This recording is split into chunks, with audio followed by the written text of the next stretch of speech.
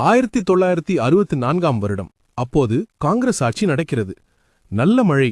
எம்ஜிஆரின் car Kodambakkam railway கேட்டில் நிற்கிறது. ஒரு ரிக்ஷா ஓட்டி வேகமாக தன் வண்டி நனையாமல் இருக்க பாடுபடுகிறார். வண்டி சீட் நனைந்துவிட்டால் யாரும் வண்டியில் ஏறமாட்டார்களே என்ற கவலை அவருக்கு. தான் மழையில் நனைந்தாலும் வண்டி நனையக்கூடாது என்று கவலைப்படும் அந்த தொழிலாளிக்காக எம்ஜிஆர் கவலைப்பட்டார். அதனால்தான் அவர் ஏழை பங்காளன் எம்ஜிஆர் என்று வாழ்த்தப்படுகிறார். எம்ஜிஆர் உடனே சென்னையில் எத்தனை ரிக்ஷாக்காரர்கள் இருக்கிறார்கள் என்ற விவரம் கேட்டறிகிறார். மொத்தம் 3000 என்கின்றனர். இவர் தன் தையல்காரரிடம் சொல்லி ஒரே வாரத்துக்குள் 5000 மழைக்கோட்டுகளை தைக்கும்படி உத்தரவிடுகிறார்.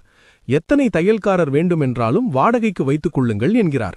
தைத்து முடித்ததும் அறிஞர் அண்ணாவை அழைத்து அவர் கையால் ரிக்ஷாக்காரர்களுக்கு மழைக்கோட்டுகளை வழங்கும்படி செய்தார். மீதி 2000 கோட்டுகள் மதுரை, திருச்சி போன்ற ஊர்களில் வாழ்ந்த ரிக்ஷாக்காரர்களுக்கு வழங்கப்பட்டன. அதேபோல கணவன் படத்தில் ஜெய